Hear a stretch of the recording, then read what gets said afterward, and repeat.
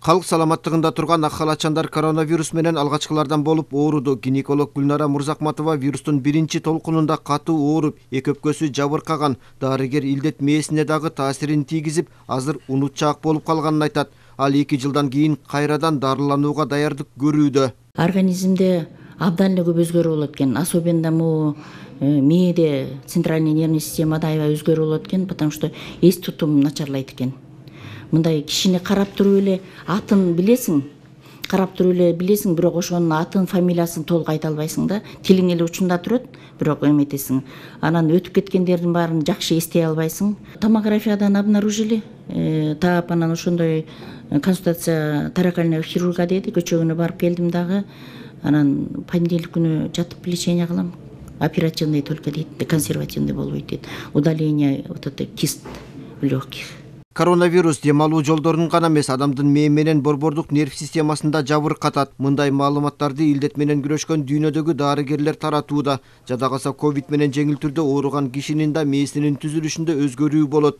Буга адамдын жыт менен даамды сезбей калышы айкын мисал. Демек борбордук нерв системасына доо кеткен болот деп белгилешет адистер. Дарыгерлердин айтымында мындай өзгөрүүгө вирус кандайча шыкакчы болоорун так айтуу кыйын. Ошондой эле адамдын каны өтө коюланып, кычкылтек жетпей калган маалда мээге катуу күч келип, ишемиялык жана геморрагиялык инсульт тобокелчилиги жаралат.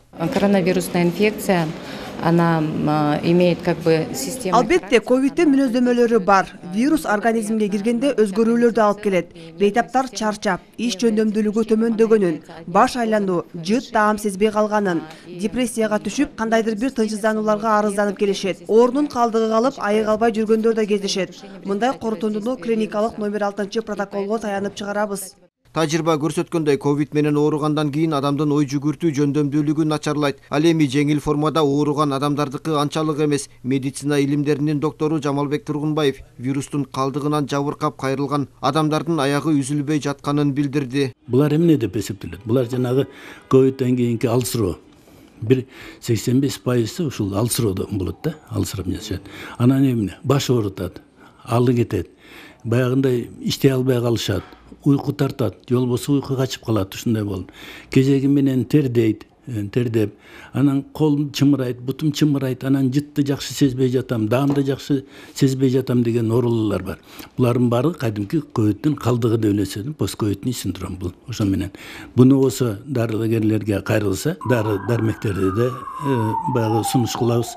Буга чейин АКШнын окумуштуулары талдоо жүргүзүшкөн. Ага катышкандардын жарымында неврологиялык симптомдор байкалган. Тагыраагы башы ооруп, айланып, эске тутуусу начарлап, оюн топтой албай, калтырак басып, жыт даам сезбей калышкан. Дарыгерлер илдеттен сактануунун бирден бир жолу вакцина алуу экенин эскертет. Эмдөөдөн өткөн адам илдетти жуктурса да жеңил формада ооруйт. Учурда эмдөөдөн өткөн жарандардын саны 1,5 миллионго жакындады.